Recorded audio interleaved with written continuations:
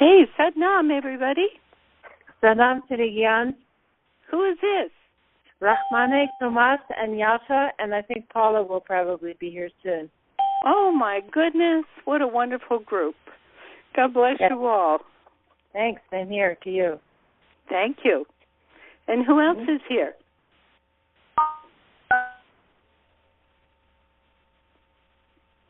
Is anybody else here? Carol from Juneau. Oh, hi, Carol. How are you? Real good. And yourself? Good, thanks. How's your new job? I don't have a new job yet. I'm getting one. Oh, really? Oh, I thought you would have been doing it by now. But I'm very happy for you. Thank you. Yeah. So who else is here? Ranjit. Hi, Ranjit. How are you? Good. How about you? I am doing well, thank you. Great. Yeah. Is it getting cooler there on the East Coast? Well, it was very, very cool. We got down to 40s, but today... No, really? It's in the 90s today, so I guess we're getting our Indian summer. Oh, that's amazing. That's Rhode Island? Is that it? Connecticut. Connecticut. Yes. Wow. Things are strange. Yeah, crazy weather. Yeah. And who else is here? Sadanam. Hi, Sadanam. How are you? Good. I'm cold. I'm cold in cold. California. Oh, my gosh. What has it gotten down to, 70? No, it's not cold, but I am cold. Oh. I mean, the weather's changing, and so it's like you can't, the shorts and the sleeveless top is like I've got a hood over my head. And I did the same thing. It's probably like 85 outside. I'm thinking it's cold. You're a funny girl. Okay. Well, good to have you, dear. Thank you. Good to be here. And who else is here? Haridas Kaur in Juneau. Hi, Haridas. How are you? I'm well, thank you. Good. So how's the hiking around there right now? Oh, it's awesome. Are the leaves turning yet? Down here in the southeast, they've just barely started turning. The maples in town have a little bit of color. Huh. But once you climb above tree line, the alpine flowers are working hard to make seeds. They know the time has come. The grasshopper, just before winter. Yes. Oh, no, it's not the grasshopper. It's the other guy. Well, the ants. Yeah. The ants are always busy. Well, good. Good to have you, dear. Thanks. And who else is here? Did I hear a little ding? Is somebody else here? Oh, it's the shy fairies and angels. Okay. So, who has a fun story to tell us? Well, it doesn't have to be fun. It could even be tragic. I just want to talk a little bit about Syria. Everybody is praying for Syria, right? Everybody is doing heart breath for Syria. This new idea that the Russians could actually help get the chemical weapons out of Syria is like, where could that come from? But God, or whatever you want to call it. Oh my God. So we're going to keep up our part day and night to help that along. In these cases, you never know what's really underneath things, but we're really going to keep up with our heart breath and with our prayers and by holding light for that whole situation. Does anybody want to make any comments about that?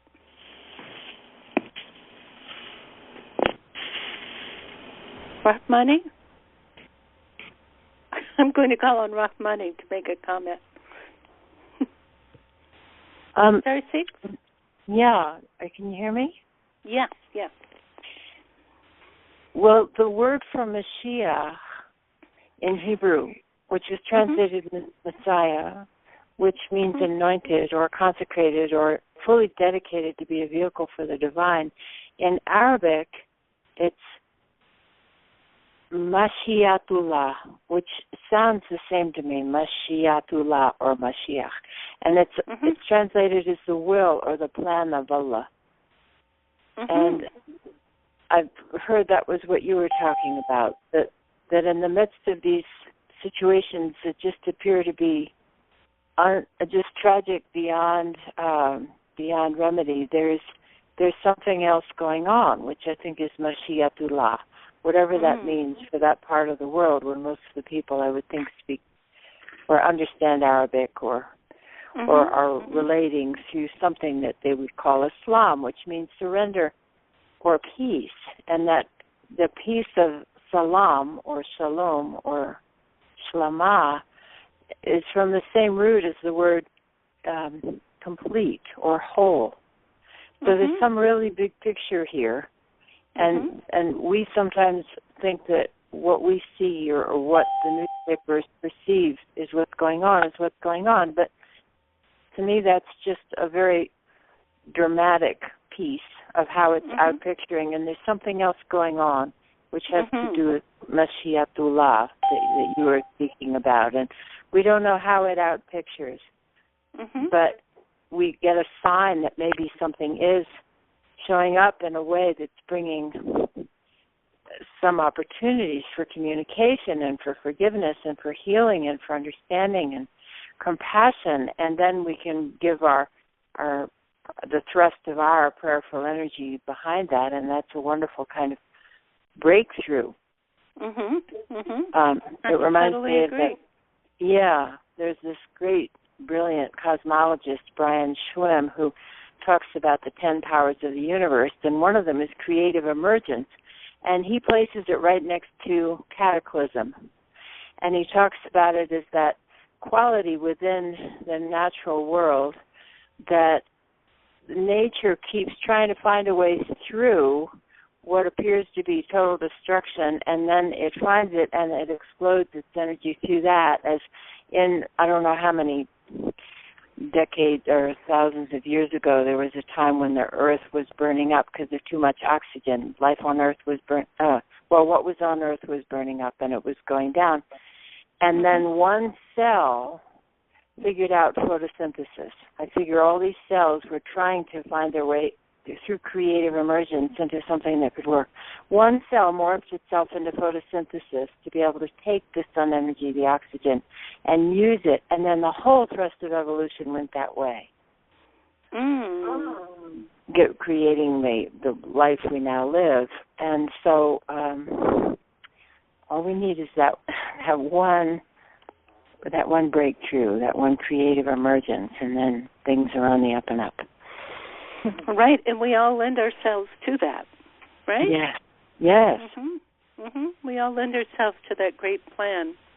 Yeah. Our whole energy. You know, of course, I'll say it again, Yogi Bhajan said that if you can't see God in all, you can't see God in all.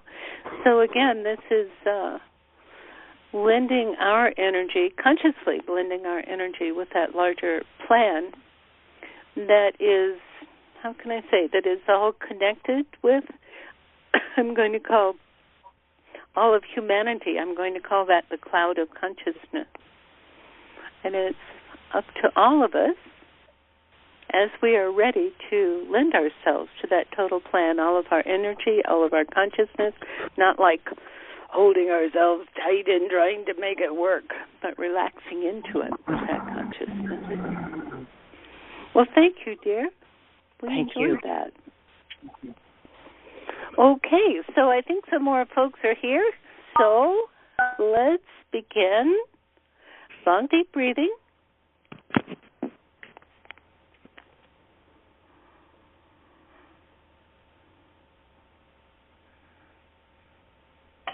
Sit. Long, deep breathing.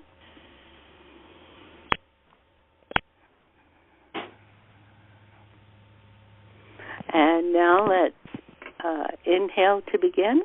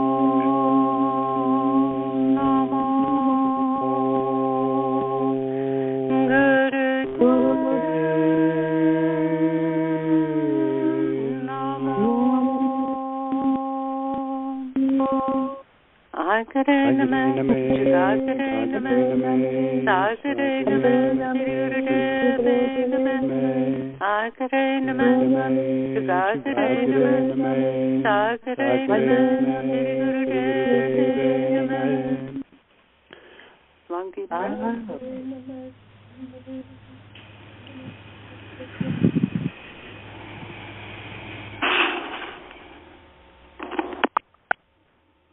Good. Keep up. Long deep breath and feel the cosmos as you.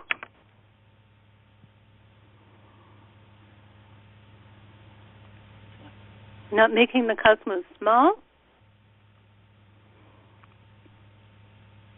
Not even making your everyday self infinite, but having the infinite and the everyday to sort of merge as one being, one landscape.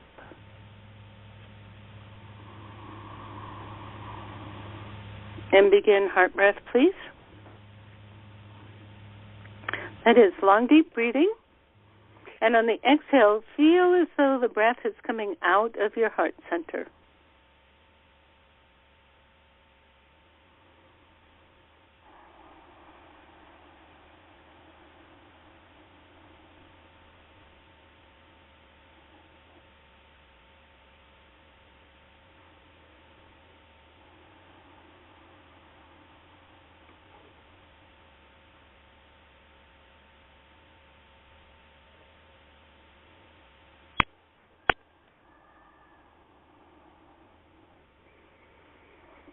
Good. And now, what's really coming out of your heart center is healing energy.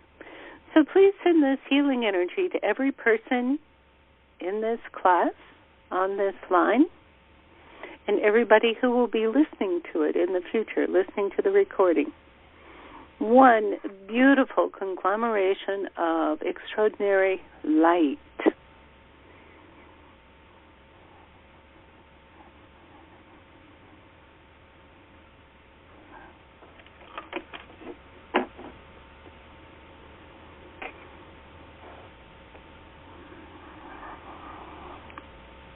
Also accepting that light, a total circle.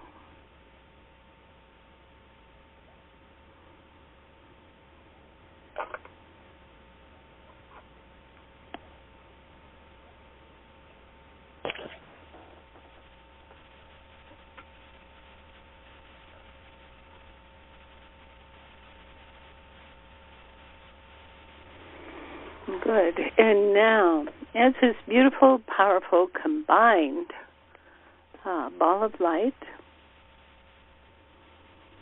please send it to the Mideast, especially Syria, and that whole process.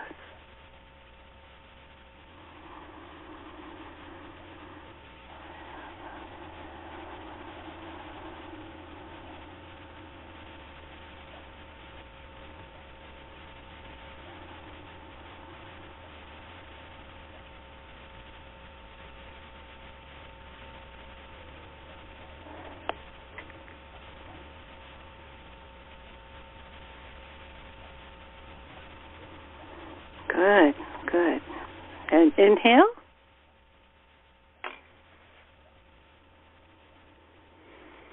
And exhale. Good. And you can keep up heart breath. Okay, so Baba Siri Chand is here. He says, yes, the world is a cosmic wreck. He says, so what's new? He says, there's nothing new in this. He says, just as Rahmani said, there is always a cataclysm. There is always a cataclysm. Even when you think that all is working fine, he says there are breakdowns. There are breakdowns within individuals in their lives. There are breakdowns within the fissure of the earth. There are breakdowns within the cosmology. So what do you mean by cosmology? Oh. He says, first tell everybody that my birthday is this Saturday, and please have a good time. He says, you may chant to me. If you like, you may have birthday cake with me. He says, but please do have the best time and do rely on me and go somewhere, be somewhere in your mind, in your heart to celebrate. He says, that's very important. We're going to celebrate this Saturday. Okay. Okay, so now continue your heart breath. And he says we were talking about breakdowns in cosmology, breakdowns in what we call the earth. Sir, what do you mean by cosmology? He says, you seem to think that when you go beyond the Earth's stratosphere, he says that you think that all is proven and unchanging. He says you just take those scientists who regard the whole Earth and the covering of the Earth and all of the heavens. He says with perhaps the Hubble telescope or whatever. He says you will find that there is always cataclysm. He says even when you go to the other dimensions, he says there is always cataclysm. He says that is part of the processing. He says just think of the food that you eat. Do you just pick it off the plant and eat it without washing it, without peeling it, without chopping it? He said, what do you do? He says, no, you do all those processing things. And he says you cut it up, you grind it up, you combine it with other stuff, you bake it, you freeze it, you do whatever to come up with the most miraculous synergy. He says this cataclysm is necessary for the act of resurrection. That's just what Rahmani was talking about. The cataclysm is necessary. He says it's the destructive part. He says it's usually the part that Shiva we recommend to be fully aware that it is the Shiva aspect or the destroying aspect that grinds up what was not useful, that was not... he says, now I don't want you to have any guilt feelings or any judgments, okay? No judgment, he says, but at certain times it is written that at certain times in the time and space that what was existing in that time and space be broken up, be fired up, be transitioned. He says it's all part of what you would call the game. It's all part of what you would call creation. He says, so in this regard, he says, never assume that cataclysm is bad and that regrowth is good and so on. He says, don't get into that. He says, get into the pure consciousness that all is working, all is transforming, all is changing. All is a wonder. Every day is new. He says, there have been terrible tragedies. There have been the disintegration of the tragedies. There has been the disintegration of what you would like and like to hold on to, a great longing. He says, as you get older, He says, what happens to your body? He says, love it all. He says, and allow the new growth to occur. For instance, you might find even as you get older, there may be a new growth of ease, of wisdom, of knowing. He says it is all part of what you call this game of living on earth, living in this time and space. He says, please see it all as one and appreciate it all as one. He says, when you buy things, bring them into your house and use them, he says, are you going to keep the remnants of all of that stuff with you forever? Or are you going to throw some things out in the trash so that you have room for the next developing thing? He says, some of those things you may have loved dearly. He says, but you know there is a time when things need to move on.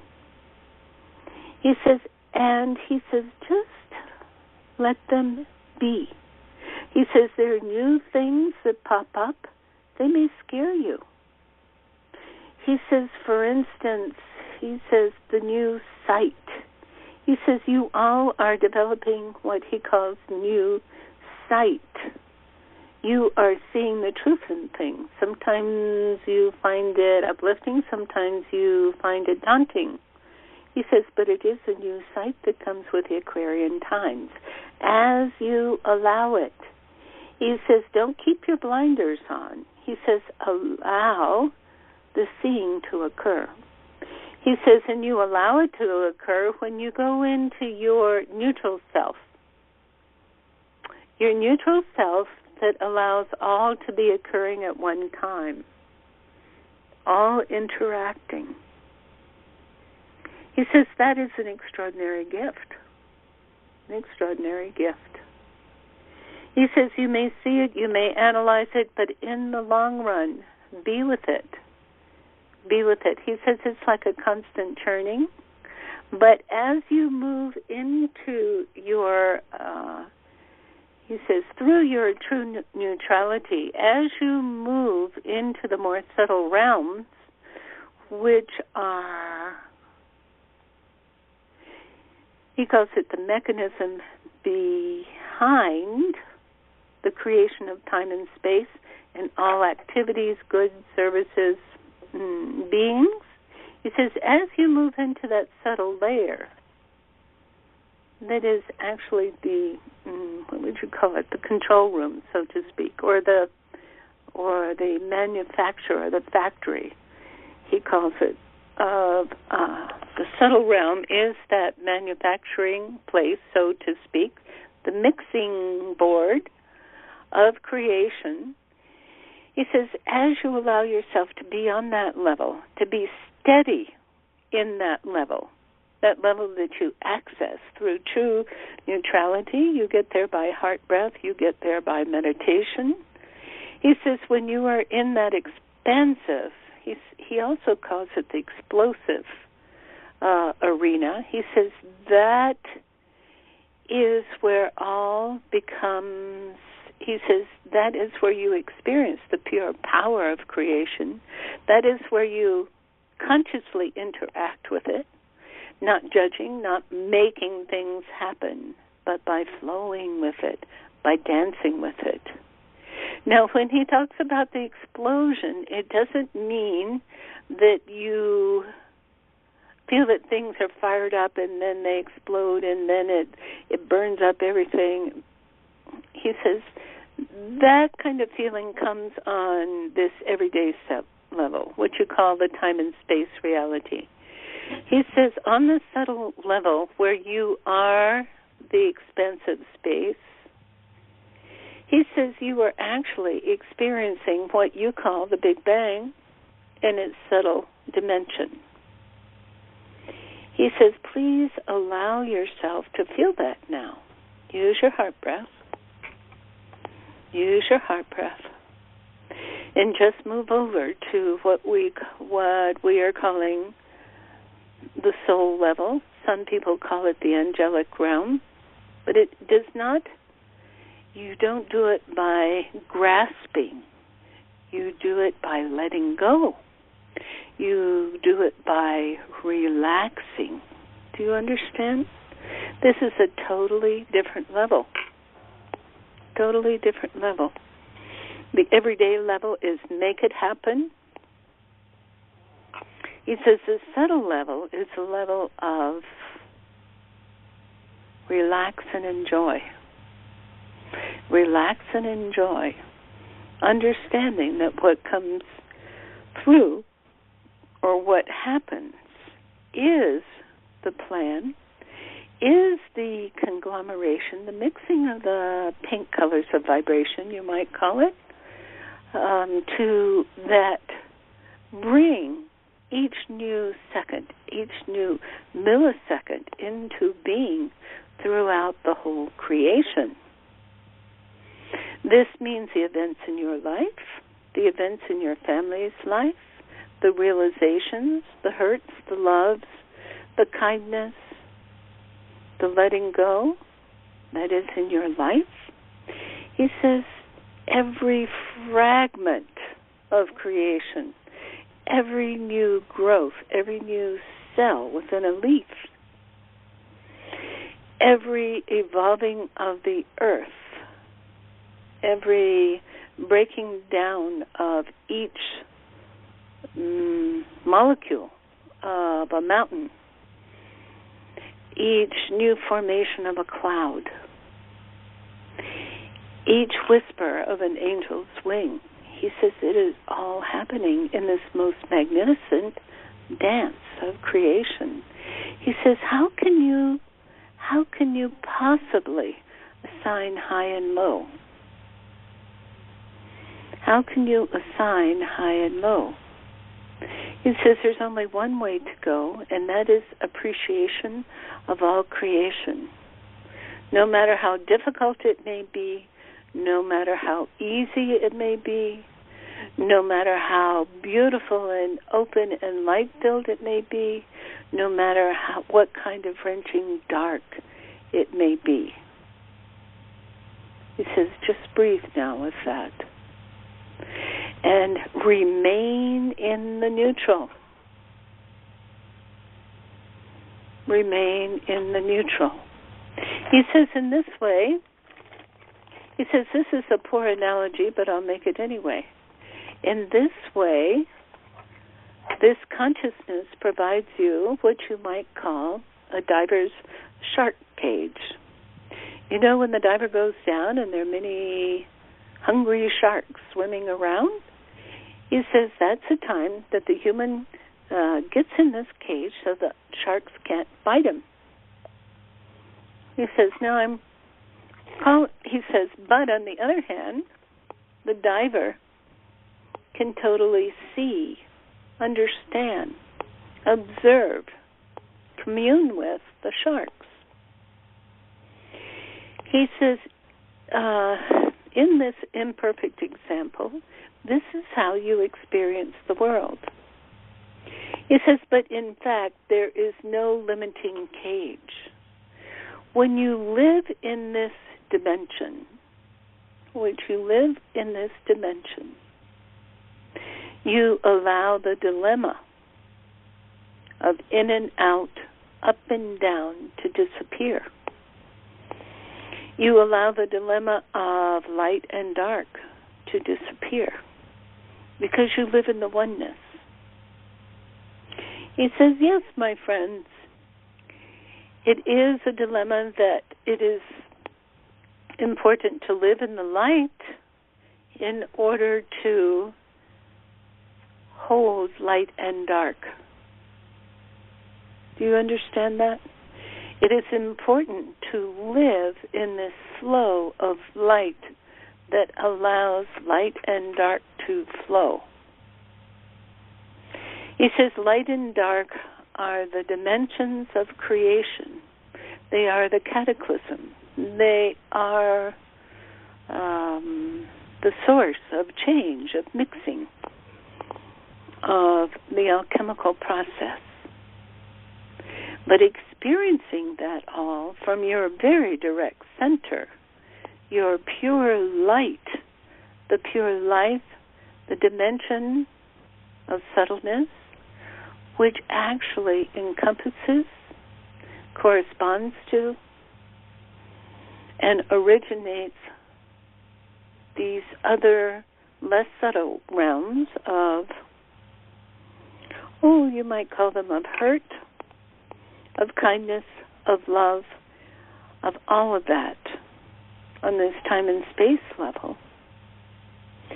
In order to engage in that, it is foremost that you stay in this very subtle realm that is pure light. That is the unifying aspect.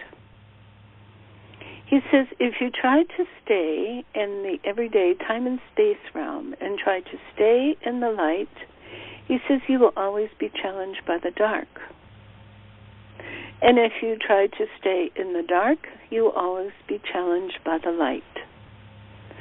He says that is the mixing process. That is the forging process. He says, but now in this Aquarian time, you are learning. You are experiencing bit by bit to allow yourself, relax, come into ease. He says you can check that by your breath. Is your breath being held? Is your breath too tight, too fast? He says then it's when you are living on the level of opposites clashing, opposites hurting, loving, whatever. It's a whole machination of the earth and its time and space level. He says when you stick your heart level, your consciousness level, when you hold it in this place of pure ease, when you move into that, which you are doing now, when you allow yourself to be in what you call the flow, the subtle regions, being held by soul and trusting it entirely without judgment, he says that is where you live in this perpetual grace that watches this whole process. He says that corresponds to this whole process, that is purely mixed with this whole process, but is not pulled into this epic of challenges, of changes, of light and dark.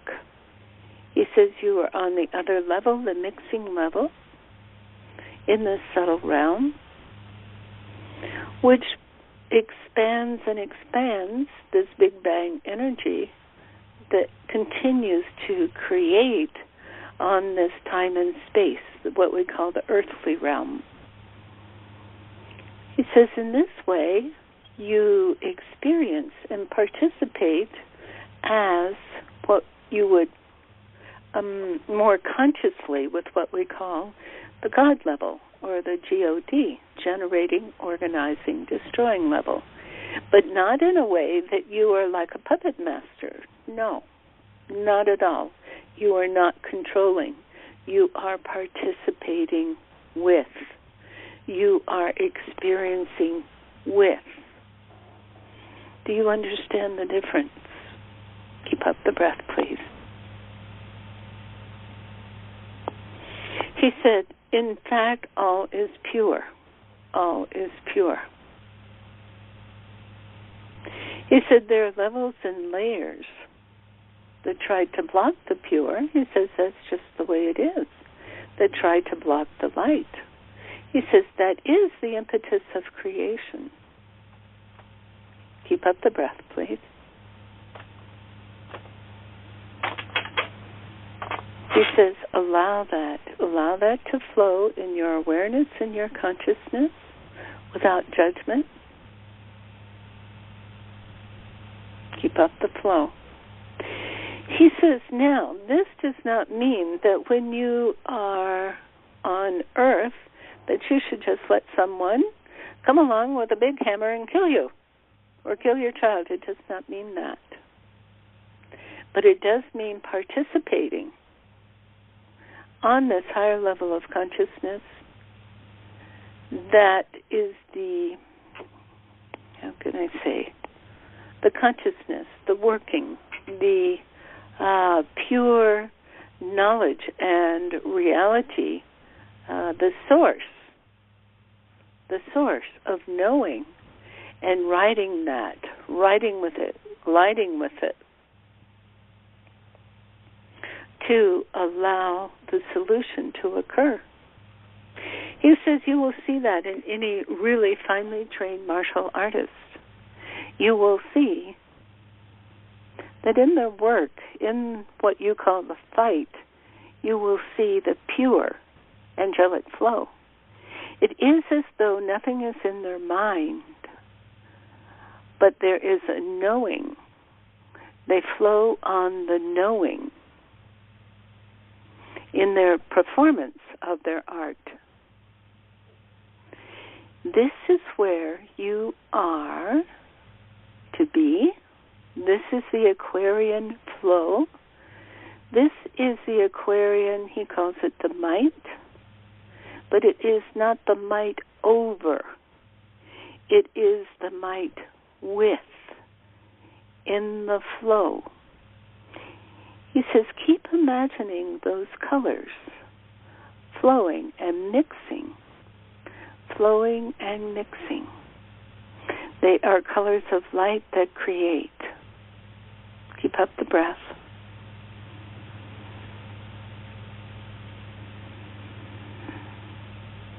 Good. And now he's bringing up our normal member, Sadhu, who's recently had her baby. And he's asking you to see that beautiful light, that flow, that bundle of the pure new baby, just sending that to them, being conscious of them, of being purely held. Purely held. And he says this is the secret behind divine energizing, divine life. Keep up the breath. Opening the gateways to the divine, from the divine, so that going to and coming from become one pure motion. That there is frankly no difference between coming and going. That means that you live in the pure present. The pure present is the subtle layer behind time and space. He says, you may think that this is a big puzzle. He says, it's not. He says, it is a simple understanding and experience to understand that each level, each strata, each frequency of vibration, which you call a dimension, has its own rules. Just like every language has its own rules, its own syntax. Every language also contains within it the demands of that culture. Keep up the breath. He says there are people who are bilingual, trilingual. He says, well, you are moving from one-dimensional, to bidimensional. And in time you will be tridimensional. In other words, you have the conscious awareness and you can live the syntax of each of these dimensions. Do you understand? Keep up the breath. You can live the pure culture of one of these dimensions. What we're talking about now is fully becoming acquainted with sort of absolving yourself of being totally attached to the time and space dimension, to live in this subtle dimension. Keep up the breath. Live in that subtle dimension. And at the same time being very aware and also participating in that time and space dimension. Without judgment, only living in the truth.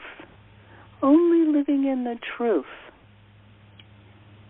Without apprehension that comes from this soul dimension. Keep up the breath.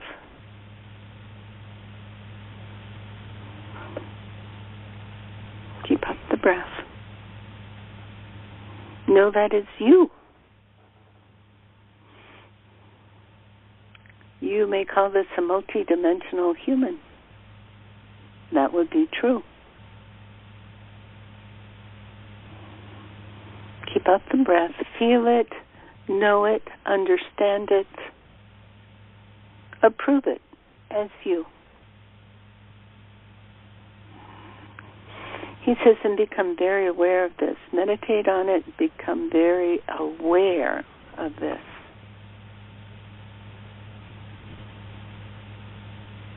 Good. Now inhale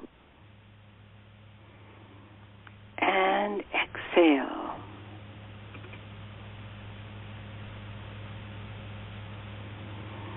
He says, and now,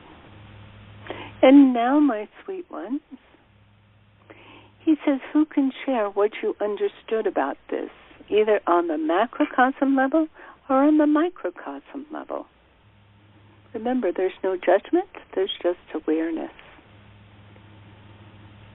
Okay, so who can step forward and truly share? You may have to press *6 to unmute yourself. Who can be first?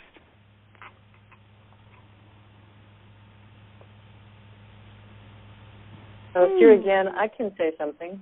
Is this Suzanne? Yeah, hi. Hi. Go ahead. In working with art pieces and when I fire them, I need the fire to transform the pieces. And they're not truly usable until they've been changed. And so even in that aspect, it's the same thing that I guess we're going through.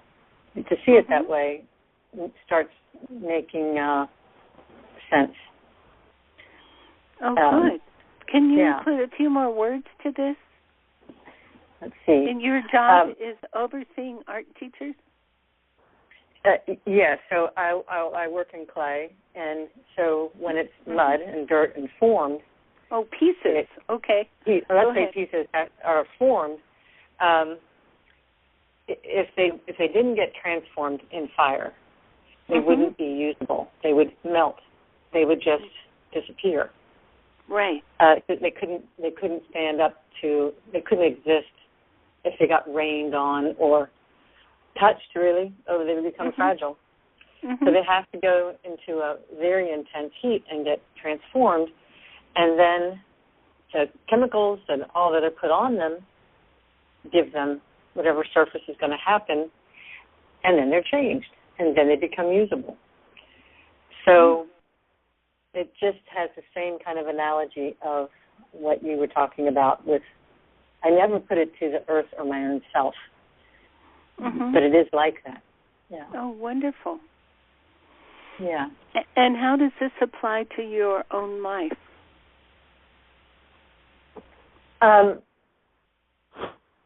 I think the change is not easy, and then as I have gone through this year with you, and then raising the awareness of another dimension, we have it in like religious, as I've learned in religious realms of prayer, how powerful it is. But to go a step further and access, intentionally access an awareness that my heart, I can use a breath from my heart to help heal. But it can be a tool that causes change, transformation, just a little kiln. I like that it's an everyday transformation. All the time. That all is not for, it is not for naught. I don't know how else to say it. It's not. We can cause change. We can. I also like the neutrality thing where we blend whether it's the positive or the negative, the dark and the light. But it takes both to mix it. I really like that idea. Oh, good. Well, being the artist, you would feel it, understand it, and know it. Yeah, I think so. It's the same chaos when you're making a piece. You don't know where it's going. That's true. You don't. Right. And then at some point you also have to learn when to stop. Or you've overdone it. And right. So it's a lot of listening, internal listening. That's right. Yeah. That's right. Because if you get attached to it and you keep going, you lose it. Yeah? You lose it. Right. Good. Well, thank you so much, dear. Yeah, welcome. We appreciate it. So, who else can share? Siri Gian? Yes. Rahmani? I have a poem by Tomas that I'd like to share. And just precede it by saying that this was motivated by a number of women wanting to get together to talk about the blood mysteries, to re-see our bleeding in the light of a more holistic, compassionate, sacred way, which ties in with what we were sharing in the way that how we see something transforms it from, say, blood on a pad that you would throw into the trash versus putting the pad in a sacred bowl in water and then bringing the blood water to a plant and giving it to the plant, knowing that it is the deepest nutrition, and in this way giving back to the earth from what the earth has given us. So it's more cyclical and back into the sacred ways of our ancestors. And so for me, having long since ceased menstrual bleeding, I understood in a beautiful way that the demise of my body is the ultimate giving back of my blood to the earth, and how wonderful that was. And so Tomas caught the wave right away and incubated and then came up with a poem that we called Tribute to the Deep Well of All Waters. The stream of life and death in all its transforming, miraculous forms inexorably seeps through the pores of earth, then to spin through vaporous mist into cloud, cycling round and down. The effluvial flood of blood exchanges shapes for the shapeless, as the rivers of breath and rain merge in mysterious ways with other elemental forces. In this vast mystery play, the actors disappear only to reappear throughout the spectrum of existence. Freshly birthed tributes to the deep well of all waters is in order, as blood, sweat, tears, lymph, spittle, pee, and love juice cycle round till the day we gratefully give it all back to replenish earth's flow, so fountains can sprinkle rainbows on giggling children. Wow. Extraordinary. Another one of his extraordinary poems. It really points out the cycle, doesn't it? Very sacred cycle. Yeah. Wonderful. Thank you, Tomas. We really appreciate that. You're welcome. Thank you. And Rahmani, would you give us your email address again in case anybody would like to get his book? It has its poems and drawings and photographs and all wonderful things. Yeah. R-A-H, the first three letters of Rahmane, Ra, and then Tomas, T-O-M-A-S, @gmail.com. Good. Thank you so much, dear. Huh? Yeah, and we have a new volume called Circumference of Forever, which has 3 poets, Tomas being one of them, and I would love to gift you a copy. Oh, wonderful. Wonderful. Good. Well, thank you, dear. Thank you. We appreciate that consciousness. Thank you, and we appreciate having people to share with and build this wonderful blood mix of consciousness together as humans. It's very special in the way that Sangha has been talked about for thousands of years. I think you're right. Thank you. Different kind of bloodbath, huh? Different kind. Totally different kind. Yeah. Okay, so who else can share?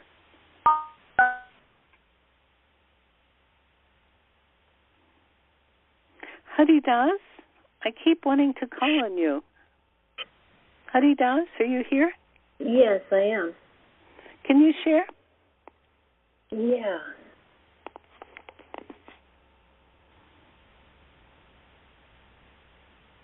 The part of the talk that I was really struck by was the dilemma of light and dark and how important it is to allow the light and dark to coexist and not strive to exist solely in one and banish the other, because that's not the reality of our existence on Earth, or as I understand, our purpose on Earth. So it's helpful for me to be reminded to live in the grace and allow both without attachment to right or wrong. That acceptance, the neutrality of that both are acceptable parts. And when you will, go ahead. As a mom, having my own first family experiences and now raising a family and being in an office, I have very different realms that I exist in. So it reminds me and reinforces that need to accept continued change, accept the ebb and flow of light and dark without attachment. Right. And still continuing the coursework from a conscious communication course I took earlier in the spring. And so I'm becoming more aware of communication styles and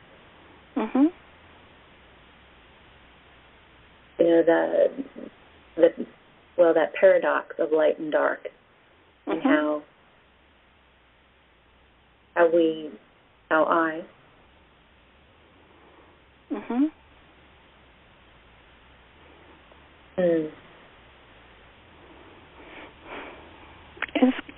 is like a, go ahead. How I contract in certain situations, and how I maybe open too much in others. So this talk just reminds me to accept both the neutrality and kind of allow the movement toward an equilibrium. Where both wonderful. are present. Mm-hmm. Good. And allow the truth to emerge, huh? Yeah. Uh-huh. It's quite a wonderful dance, isn't it? Yeah. Mm-hmm. It happens in the flow rather than in the making. Yeah, and I for many years have been a making kind of a person. So accepting the flow without a judgment that I should be making something. Mm-hmm. And finding takes energy, and that is amusing to me that the amount of energy it takes to be at ease. Go ahead. Because our culture is very action oriented, and to not be constantly pulled by that societal draw to make and grow and build and buy and consume and and yet not react to the shadow of that and withdraw and not watch the news, not participate in community, not all of those. It's taking. I'm amused at the energy it takes to balance and find a place in between of engagement but not forcing. And let me ask you, when you are in that neutrality and not forcing, does that take away, well, let's see, do things not get made? Do you just spend your life in la-la land?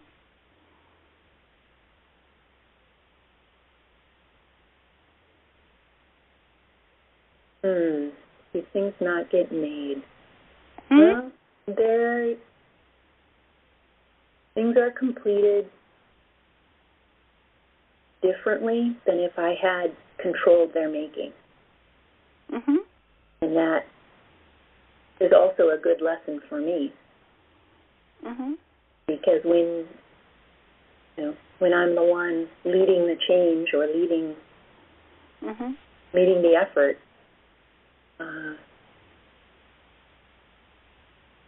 I sense that I have more control over the outcome. And in the neutrality, it's a much more collaborative experience, either at work or at home. Good. And collaborative with whom or what? Well, with my coworkers, with my other family members, whether they, In other words, you're saying it's less stressful because there's not so much, what do you call it, hitting heads or something? Are you saying that? That there is maybe a flow in energy that involves all? Is that what you're saying? Or something different?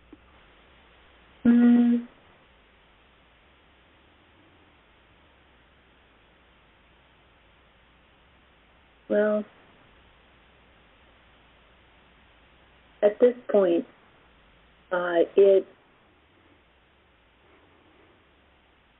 it feels more, things get done more slowly.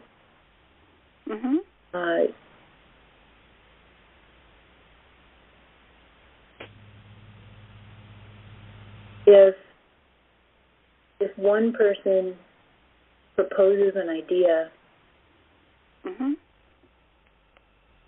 many are more likely to follow it rather than have everybody kind of sit around and wait for someone to propose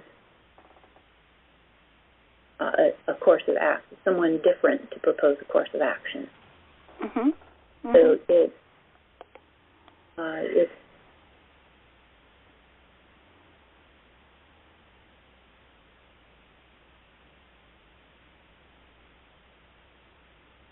I sometimes feel like I'm a leader.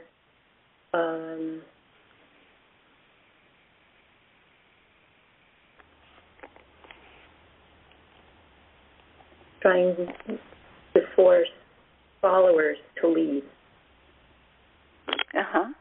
So that we and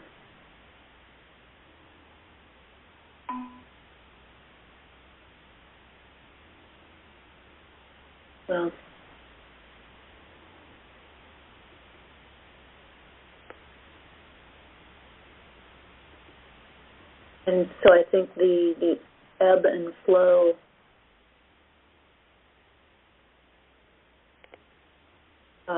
is that it feels like more energy on my part to not act.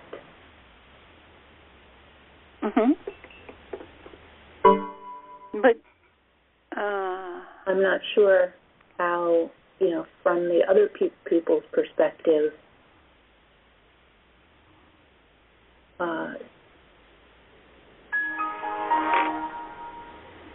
if they're, if they feel like it's more energy to follow or to be forced to lead.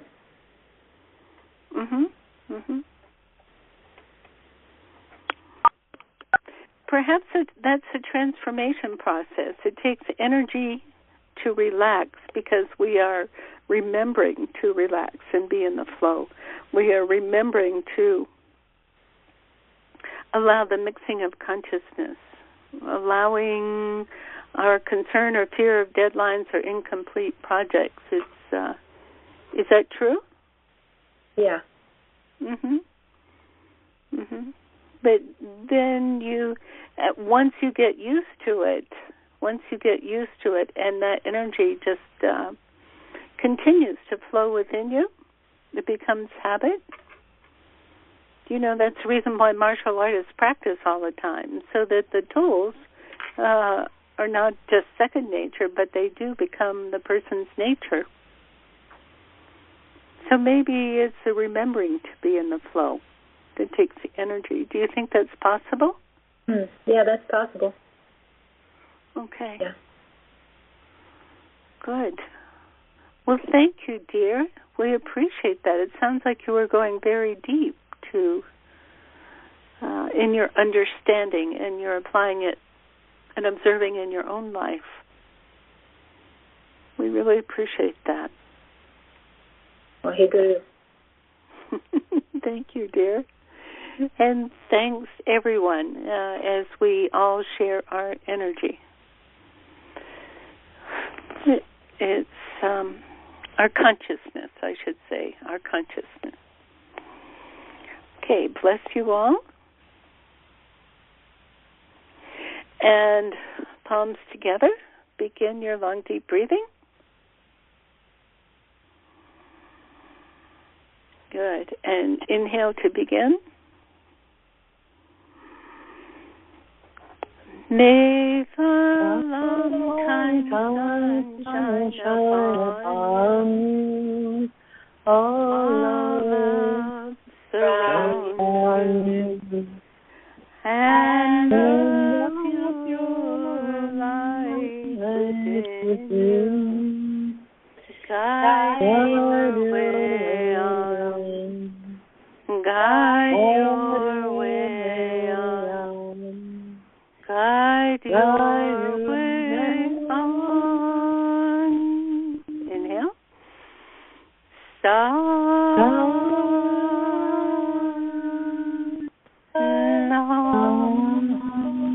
And bow before your infinity, this state, this dimension of pure happening, pure allowing, pure expansion. That's a space of love, kindness, allowing, being. Love you all, and talk to you soon. Sat Nam. Bye-bye.